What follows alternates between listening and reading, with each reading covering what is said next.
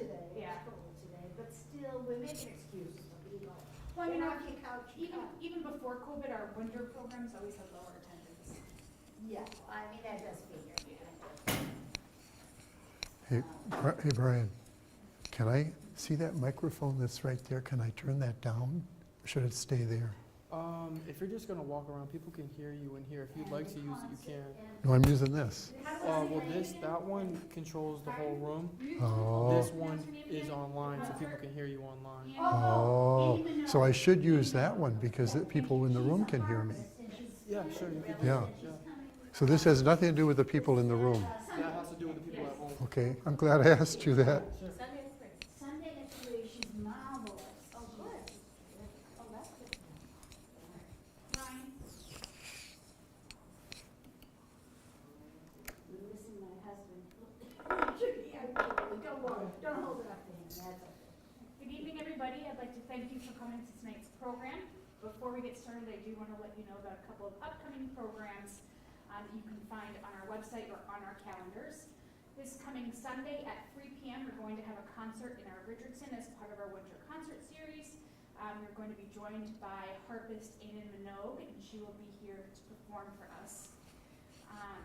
And additionally, for those of you who are at home, we are going to be having a online-only cooking class, and that will be taking place the evening of March 21st. That's at 6 p.m. You're going to be cooking along with Chef Katie as she walks you through some popular Ethiopian dishes. And now I'd like to introduce our speaker for tonight. We are very lucky to have Quincy local Thomas Mickey. He's a professor emeritus of communication studies at Bridgewater State University in Massachusetts, where he taught PR, public relations writing, and directed student interns. He's here to discuss his new book, Victorian Flowers. All about flowers. All about flowers. And he's going to be discussing that with you tonight. So thank you very much for attending, and welcome, Mr. Mickey. Thank you. I'm very grateful that you came. We had no idea how many people were going to show up, but I'm happy that you came. Can you hear me all right? You can hear, okay, because this is the mic that I need to use, this one. The other mic that I have on me is for the cable telecasting it. So working with 2 mics tonight. Well, the title of my talk, Victorian Flowers We Still Love. That title has 2 elements to it. One is, it's going to be about plants, about flowers, but it's also going to be a little bit about history because it's Victorian. So it's the Victorian era, 1830, 1840 until 1900, when Queen Victoria reigned in England. And that whole period of time had a great impact here in the United States as well. A lot of things that were happening there, we replicated here. And gardening is one of them. The way the English gardened is the way we gardened in the 19th century because we didn't have any history of gardening, whereas the English did. So we're gonna take a trip tonight, and we're gonna look at how we came to plant the flowers we put in our garden. It just didn't happen by accident. Somebody was there saying, this plant is better than this one. This flower is better than this one. Somebody was telling people for generations, this is the kind of garden you need to have. And specifically, this is the kind of flower garden you have. And one group of people that did that was the company of seed distributors or nurseries around the country. They were the ones that had the plants first. They're the ones that experimented with plants. So they're the ones that sold us a lot of what we have. And one of the most important sales people from the 19th century who sold us the flower garden we have is James Vick, V-I-C-K. Mr. Vick was born in England, but he came with his mother and father here to the U.S. and began a career as a writer and an editor, and then went into the seed business because he was interested in horticulture. What we're going to look at is how he chose plants to sell. These plants rather than these plants. And he was one of the most important seed company owners in the 19th century. So his ideas are still dominant today, believe it or not. So let us begin. We're going to look at Vick. Vick was from Rochester, New York, by the way. I started work on this book when we used to go to Rochester. This is a little side story. We used to go to Rochester to visit our friends. And as you know, probably, if you have ever made the trip, driving from here, Quincy, to Rochester is a long drive, a long, long drive. We would leave at 9 in the morning and we get there like 4 o'clock or something. It was just a long drive. And you had to stop every couple of hours for a little rest. So while we were there, I would often go to the library. Since I'm a researcher, I would often go to the historian. I would often go to the library and find out something about horticulture in Rochester. And that's where I discovered James Vick. Does that person want to get in here? I don't know, I'll find out. Oh, hi, welcome. Please come in. So that's how I first met Mr. Vick, by going to research facilities in Rochester when we were visiting there. And I discovered Vick's seed catalog. I discovered also his magazine and his books that he wrote. And in all of that research, I found out also the kinds of flowers that he liked. So we're going to talk about him as a writer, as a horticulturalist, and as a marketer, one who sold these plants all around the country. From Maine to California, the same flowers were being grown no matter where you lived. Everybody had the same plants because they were the ones that were being sold. It wasn't that there were a lot of other plants. There are millions of plants that were possible, but the ones that actually made it into the garden were quite a smaller number than that. So first, Vick the writer. This is an important skill that he developed early on, and it enabled him to really create a wonderful catalog and a wonderful magazine. And as we will see, it was through a period of time before he actually got into horticulture. He was born in 1818 in Portsmouth, England. Now, if you know anything about English history, Portsmouth is right on the water, and many, many ships were built there over the centuries that contributed to English imperialism. In other words, the big ships went to Africa, Asia, went to China, went to South America in search of land that the English could dominate. And a lot of those big ships came from Portsmouth. It was a big, big a seaport, much like Portsmouth, New Hampshire. Portsmouth, New Hampshire is named after this city. Portsmouth, New Hampshire, if you know that area, has the shipyard where the U.S. government builds ships. So it's kind of the same background. He came to New York, first of all, with his parents in 1833. So he was a teenager.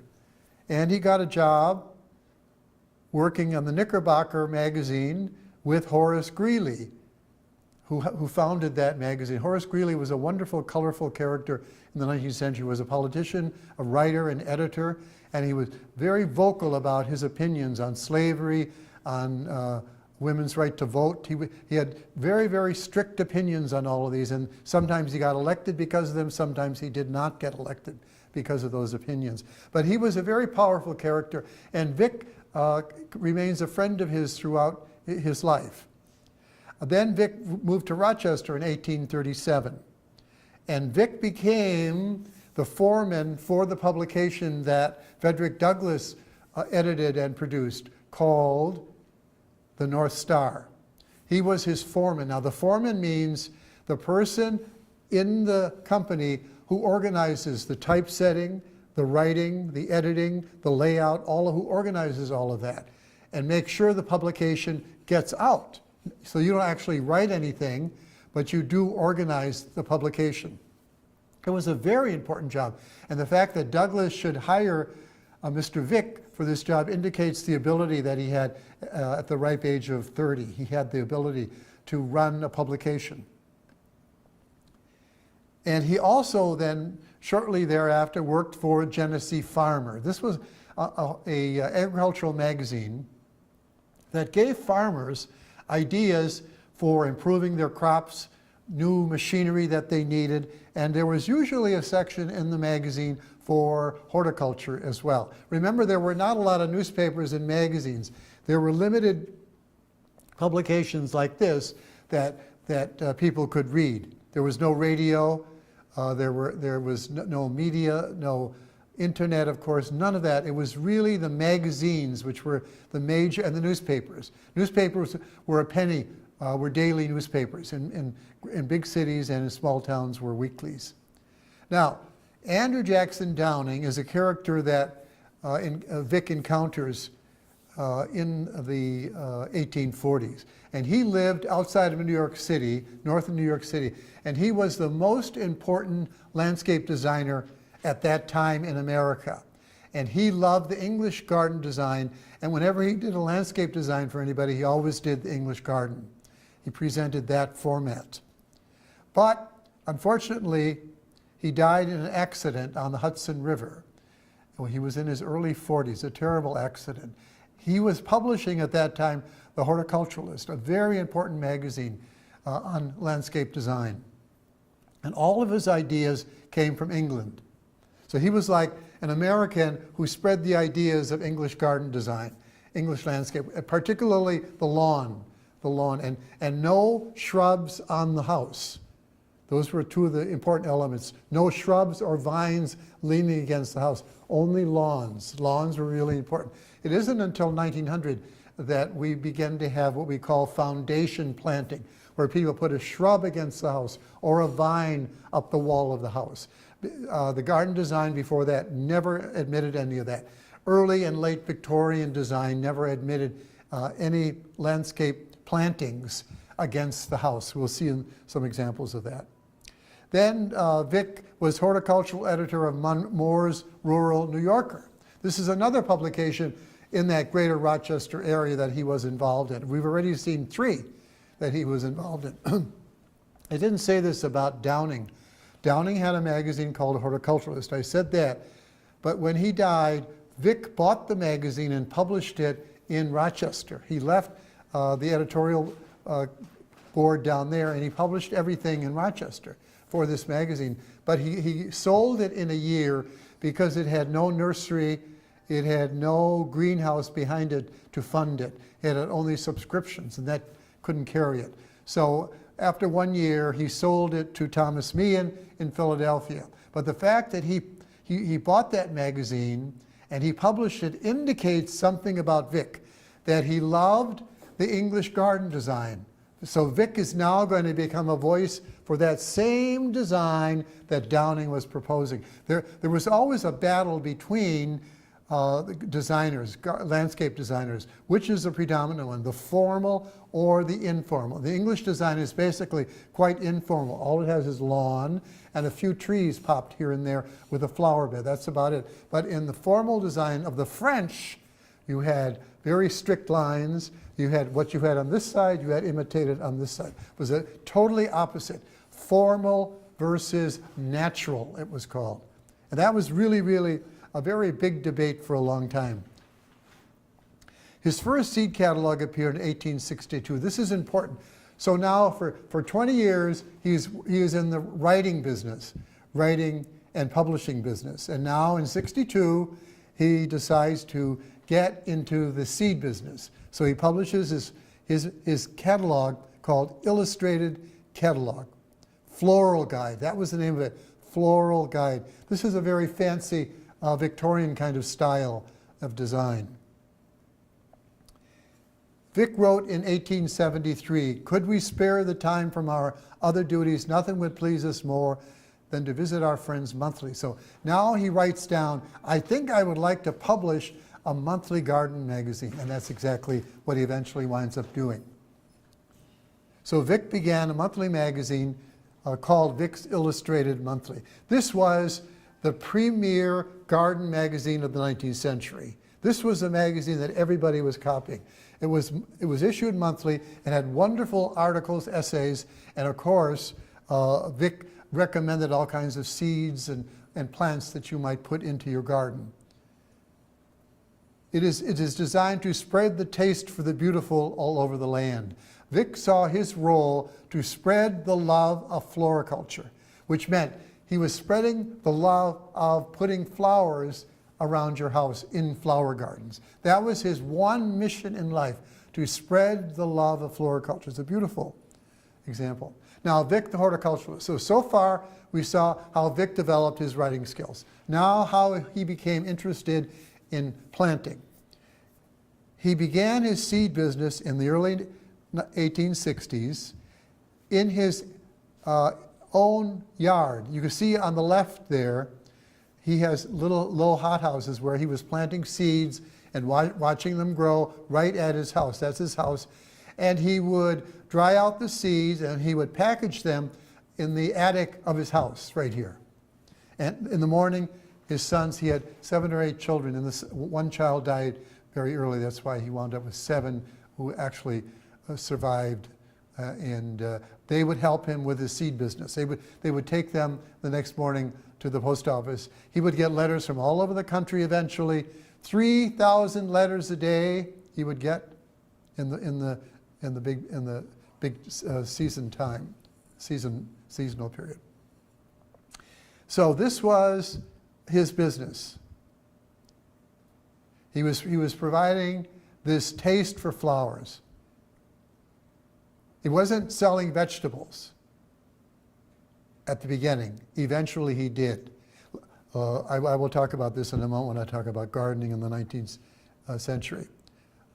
Each day Vick received 3,000 letters and filled 300 orders. This is during the busy time of seed selling, which is of course early spring, like right now, like March and April. They're all dried out there and they're being packaged and ready to send. So this is a big time. He wouldn't do much of this in the summer. He would do some of it, but most of the seeds come in the spring and in the fall. He included in the catalog at least one colored illustration, like this annual phlox. He wanted people to see the actual colors. And he always had them done in the most popular art form, and this is chromolithography. This is where people would create an image as a painting, and then people would copy it and would paint stones the colors they needed, and they would put the piece of paper over the stones, and then they would press it, and that would replicate the image on the paper. So it was a very slow process, but a beautiful process that created these beautiful images. Now this is an example of an illustration that appeared in his catalog often. Now notice a couple of things here. There are 2 women playing croquet in the front.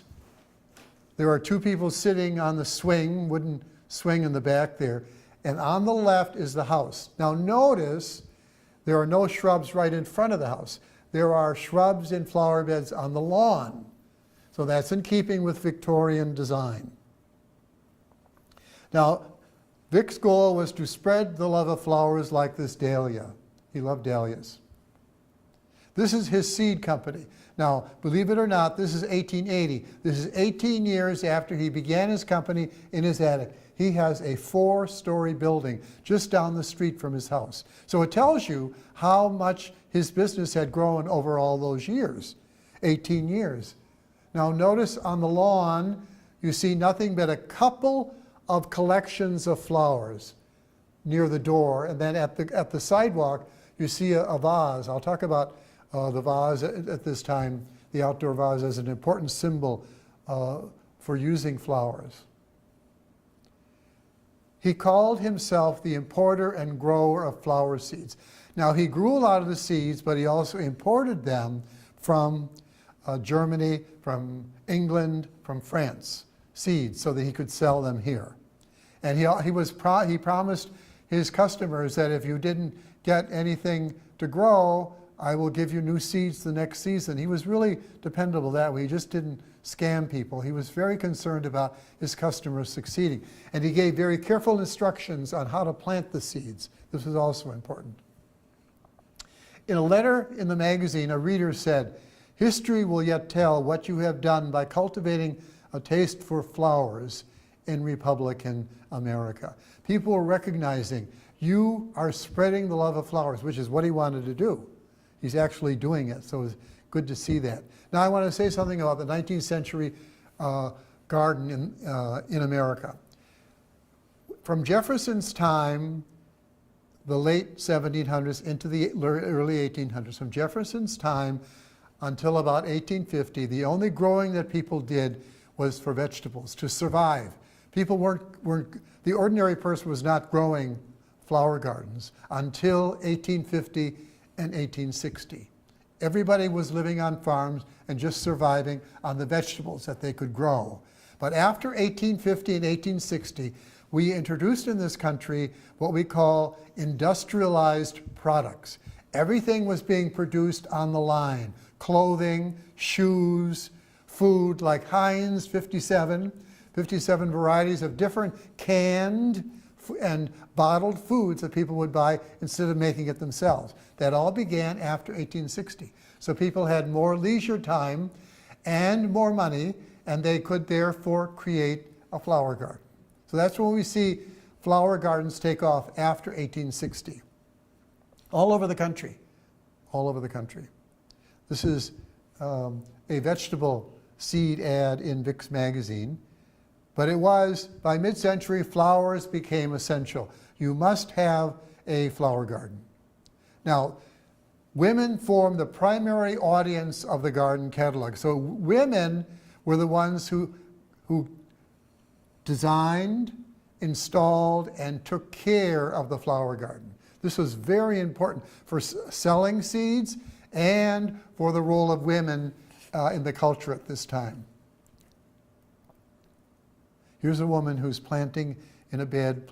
Notice that the flowers, the plants are in these tiny seed packets. What are those called?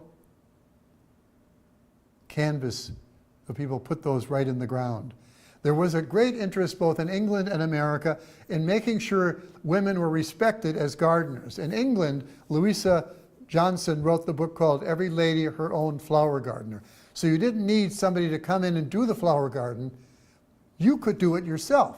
So she wrote a book called Every Lady Her Own Flower Garden. That means you can do it yourself. You don't have to depend on anybody. If you have to dig a big hole, of course, you might need some help. But the ordinary, everyday stuff you can do. And that idea was quite popular in England, that women can take care of the garden. She wrote, flower gardening has progressed rapidly and has become the dominant passion of the ladies of Great Britain. Carpet bedding and borders became important with annuals in the flower bed. Now this is an image of a geranium. Geranium was probably the #1 plant in the Victorian garden, 19th century. And today the geranium continues to be a big seller, geranium. They're beautiful, there are many, many varieties. It continues to be a big seller today. People wanted a garden that looked like the one in the catalog. Now here's a flower bed on the lawn in Vick's Floral Guide of 1882. And people wanted a garden of flowers just like this, in circles. So the higher the closer to the center, the higher the flower was. So it went up like that.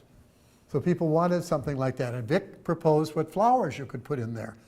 Tremendous idea and helpful for the gardener. Not only did you know what it was supposed to look like, but you knew exactly what you needed to put to create that kind of flower garden. Vick's Floral Guide of 1882. And this is one of the flowers that he sold. This is sweet pea. Sweet pea is an important Victorian plant which we still grow today. It's a popular plant. Vick became a major voice in spreading floriculture, his one goal in life. This is an article and an illustration from a magazine called American Agriculturalist. And it was probably the most important magazine in the country for farming and gardening. Now notice here, the lawn with a flower bed, circular flower bed right in the middle. There is no bush against the house. There is no vine on the house. See how consecutive that design is over and over and over again. People see it in imagery. They know, I don't grow a shrub against the house. I don't grow a vine crawling up the house like we have today. Today we have all kinds of rhododendron, laurels growing against the house, and they go up to the second floor. That's not Victorian style. It's actually not a good style at all. It should be trimmed. It should not go to the second floor. It should be trimmed by the windows, by the beginning of the windows of the first floor, because it looks untidy. If you want a neat landscape. Now, this is the vase. This is what Vick said about the vase. I heard this at the Boston Flower Show a couple of years ago when it was still being held. I was there in 2020 when the show was on, and that was when the COVID people were really trying to figure out what to do with COVID. And I was hosting one of the booths there, and a guy from the flower show came over and he said, "I'm sorry, sir, we're closing down. Everybody has to go." And this was like Friday at noon. And of course, the flower show goes Thursday, Friday, Saturday, Sunday. But it ended at noon on that Friday because of COVID. I remember that. So we went home. But this is what somebody said at that flower show. When you create a vase for your garden, and it's a big vase, it should be big, by the way, and you shouldn't have 10 of them. You should have one big one. You should have a tall plant in the center called the thriller, a plant in the center, that's a caladium. You should have center plants that fill the space in the center. That's called a filler. Here it's a geranium. And you should have flowers that go down, and that's called a spiller. Thriller, filler, spiller. That's what you should have in 3 plants, no more than 3 plants. You could have a couple of each one, but no more than 3 because it's too confusing. So the thriller, the filler, and the spiller. And that's what we still do today. In good garden design, you always want to have one tall one and then one that fills and then one that goes down on the ground. Ever new varieties of flowers made gardening a wonderful hobby. What was happening during the 19th century, there were plant explorers going to China, to Japan, to South America, to Africa, getting plants to take back first to England and France, and then many of them would also come to the United States. These were plants that were from other cultures, but would certainly grow here.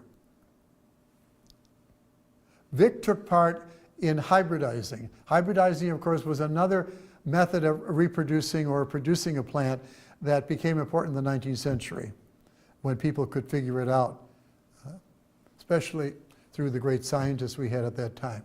Vick sold the flowers that we still grow and love today.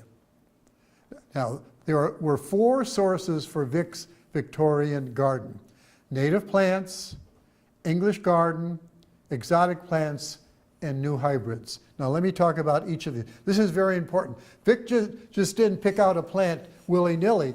These are the 4 areas that he got all the plants that he sold from. First, native plants. He was a big advocate of native plants. Now here is New England aster. This is a native plant for us here. This is one of the ones that he sold. And this is easy to grow, as Vick said, but there were other native plants: black-eyed Susan, verbena, California poppy, gaillardia, aquilegia. These are all plants that are native that grow in this area. So, and Vick was very smart about that. He said, why get plants from outside your area? So native plants, in his choice, became quite important. The second group was called plants that came from the English garden tradition. The English garden had been in existence for centuries, and plants had been added over the centuries more and more. And this is one of the oldest plants in the English garden, nasturtium. It dates back probably to 1300, 1400. And it came from Turkey. It is not native to England, but they brought it in, and it grows very easily. If you've ever grown nasturtium, I love it. It's one of my favorite flowers. It's very easy to grow. You just have to put the seeds in the ground and it comes up. It's very easy to grow. But it isn't annual for us. So that's an English, that's a plant from the English garden. So that's the second one. The third one is what he calls the exotic plants. These are plants that came from other cultures, other countries, other tropical areas, for example. South America, Africa. Geranium is one of those examples. Geranium is not native to the US of A. It's native to a very warm tropical climate because it has to have that warmth to continue to grow. If you leave it outside, it freezes and it dies. You can take it inside and water it all winter and put it back out. That's easy to do with a geranium. But this is called an exotic plant. Other examples are marigold, portulaca, sweet peas, China aster. These are all plants that came from other regions of the world and were cultivated in the 19th century, and people continue to use them today. The next group, hybrids, new hybrids. Chrysanthemum is one of them. Carnation, zinnia, daylilies.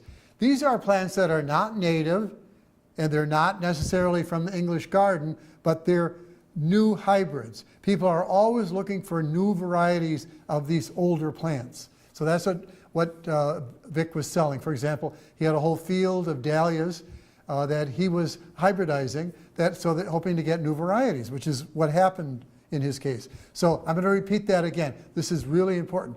The four sources for his plants: the native plants, the English garden plants, the exotic plants that came from all over the world, and then finally new hybrids. Now the plant directories. Plant directories are important because when we see a particular plant, it's easy to trace how long it's been cultivated in the garden. If we look at Philip Miller's Gardener's Dictionary, 1735, he has the nasturtium, he has the rose, he has the carnation, he has a lot of these plants that were part of the garden earlier in early centuries and continue to be so. And then another source is the Lady's Companion to the Flower Garden, Jane Loudon. And you can be sure that Mr. Vick had these resources to look up.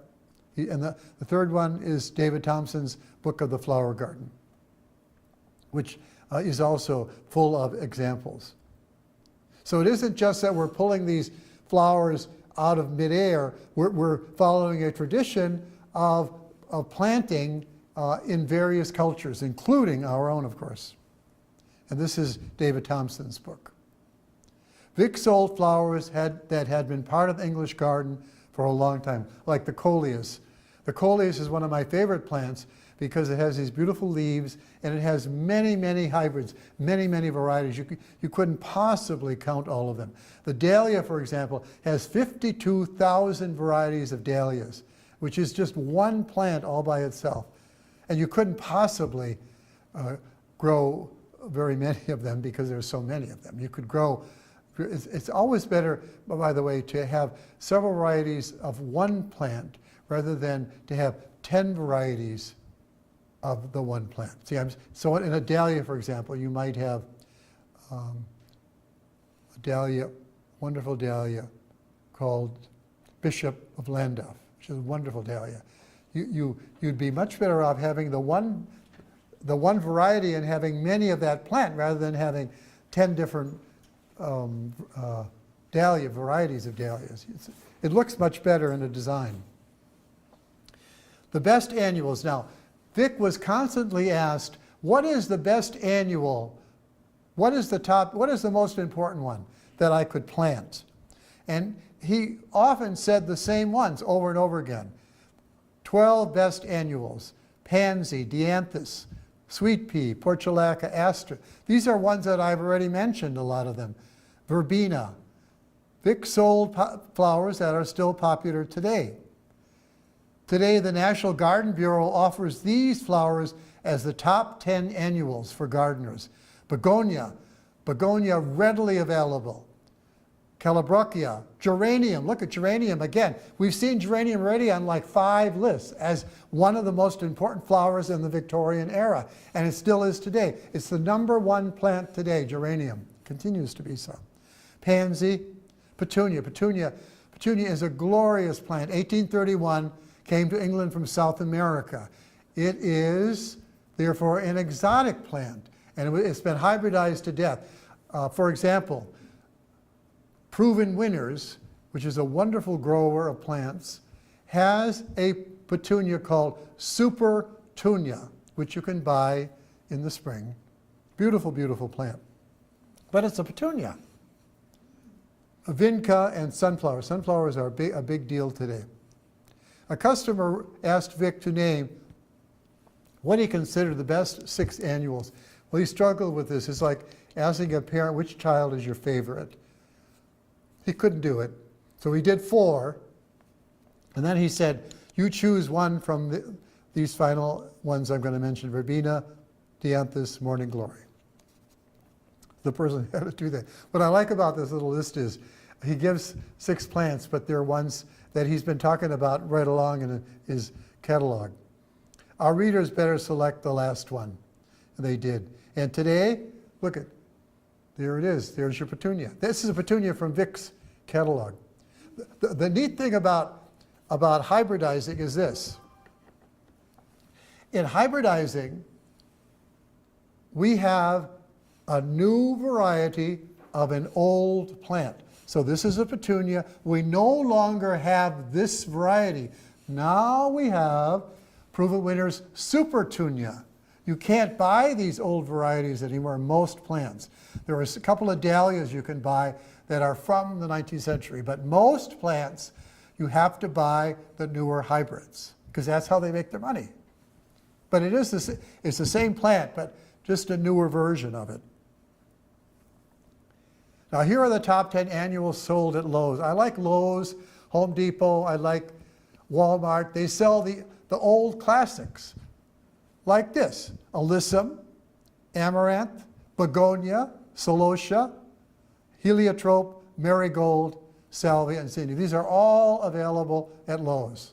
And they've been in our gardens for 200 years. We're not putting anything new. What we're putting new is the new variety of this old plant. So we're always looking for new varieties. For example, my favorite variety now for coleus is called Main Street, M-A-I-N, Main Street. It's a wonderful series of hybrid coleus. Here are the annuals from Home Depot, top annuals that they sell: petunia, impatiens, geranium, begonia. Begonia continues to be very high in value to gardeners. It was in the 19th century and is today as well. Proven Winners lists the following among their top selling annuals: Supertunia, Calabrachia, Bacopa, Euphorbia, and Lobelia. These are old standards. Garden Design website recently listed easy to grow annuals for the garden: Zinnia, Dianthus, marigolds. These are all, I don't want to keep reading lists. What I'm emphasizing here is they're basically the same plants. It's like a palette that is the same today that it was when Vick sold his seeds. We plant the same annuals every year. Noel Kingsbury said, new versions of familiar plants sell well. Now here's a pansy. Vick the marketer, finally. Now, so Vick is a writer. Vick knows a lot about plants. He does hybridizing, but he's also a wonderful marketer to get his message out there. He developed his business strategy, his marketing strategies, to convince his customer to buy his seed.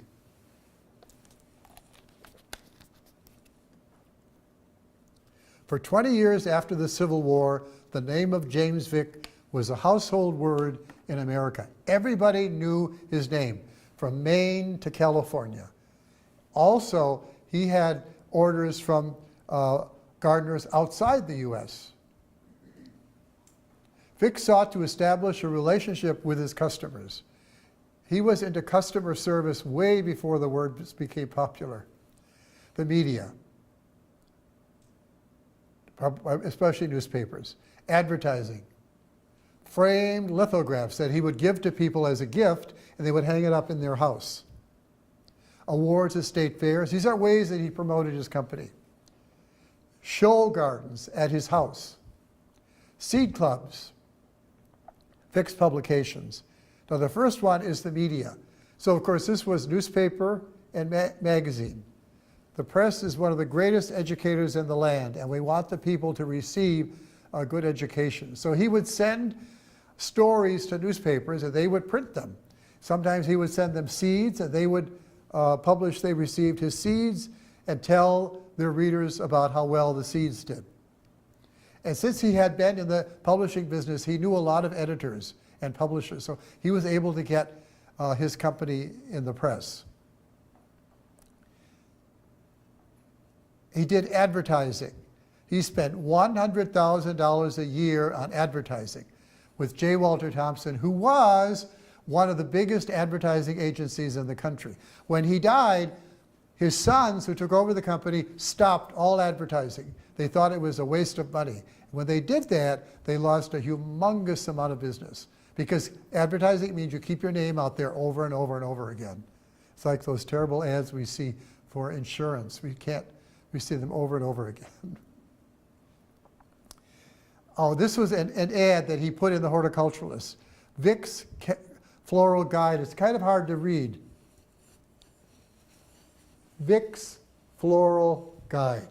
That was his catalog. But this is the Victorian style. It's very much that filigree. This is how they did it. This is his catalog from 1882. And then he would frame chromolithographs. I mentioned before that he had them in the magazine, but he also would make special ones that you could frame and hang in the parlor in your house, so you could have artwork in your house. This is called art, democratic art for the people who are not wealthy, that you could put it in your parlor. The front room was called always the parlor in Victorian lingo. These are the chromos that he offered. These are the examples that they were, of course, colored. You could choose one of those. They cost $1. If you wanted a frame, he would put them in a frame for you. And at the bottom of it, this was very clever marketing. He would have a list of every flower that was in that design, and of course, he sold the seed to it. So you could write to him to get the seed. This is one of them. So beautiful the colors are. This is the color today. It's just as beautiful as it was when he put it out in his magazine. This is the Chromo of Flowers, 1871. The artists were Walter and Ron. I want to say something about them. Remember I showed you his seed house, which had 4 stories? In that 4-story red brick building, he also had an office for the artists, for the writers and the artists, all the people who published his magazine and his catalog. So that was part of the business. He cultivated a lot of business in Rochester. This is another of his chromolithographs done up. Then he also would ask his customers, take the flowers from my seeds to the state fair in your state. And if you get a prize, tell me and I will send you some seeds. So of course people did that because they could get some free seeds. But it was a wonderful way for him to get his name out there. So he went to New York, Michigan, Wisconsin. He went to those annual state fairs in the summer, and he brought his own flowers. And then also he had, at his own house, he had fields and fields of flowers that he planted. And he would ask people, come around, walk along the roadway to my house and look at all the new flowers that I'm growing. And people would come. It's a wonderful day trip for a lot of people. And of course, if people lived too far away, they couldn't come. Now here's a mother with a daughter, it looks like, walking along there's his house in the background, where in the attic he started his company. In 1870, Moore's Rural New Yorker wrote about the fields. The gates are open and someone will point out and explain the history and the value of the many rarities. In other words, there's always somebody there to talk to when you come to my house to look at the fields of flowers. So please come. And then seed clubs. Seed clubs meant that a person in a neighborhood would gather names of other people who would buy seeds from Vic, but this person would take the names of everybody, send the money all together, and that person would receive some free seeds. That was called a seed club. What a wonderful way to get other people interested, to be an influence for other people. Now notice this house. Lawn, of course. As a slight compensation to those who labor among their neighbors, if you did the seed club and you've got a lot of people, I would give you one of the chromos framed, which is wonderful. Look at how beautiful that wooden frame is. And then finally, Vic's publications, seed catalogs, magazines, and books. That's how he got his word out there. So those were all the ways that he marketed his company. It was very, very powerful altogether. Through his writing, Vic's name became a household word. So Vic died May 16, 1882. And the next year, in 1883, the president of the Minnesota State Horticultural Society mentioned both Charles Darwin and James Vick in a speech that he gave. Now notice this tribute to Mr. Vick. This is what he said.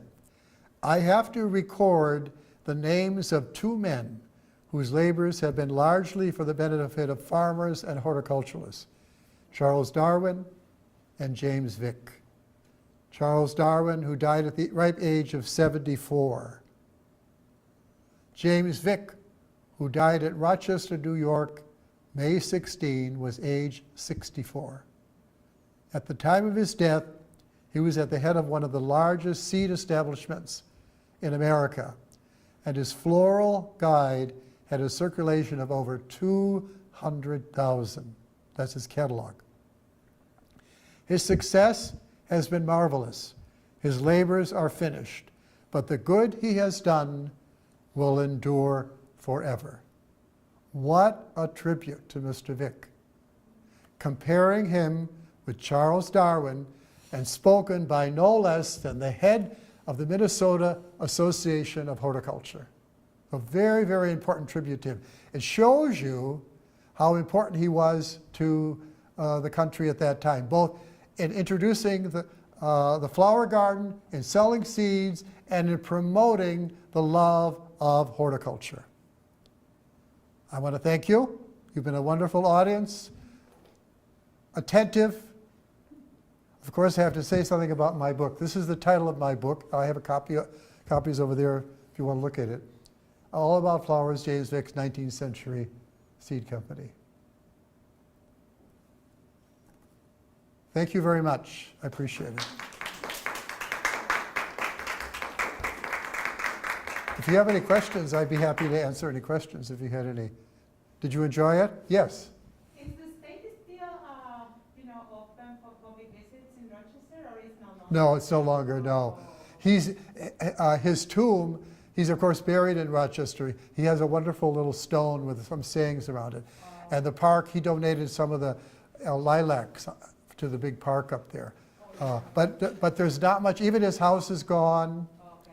In fact, when I went up there, and I went in the used bookstore and I said, do you have any books on James Vick? And he said, no, funny we don't. He's really big in Rochester.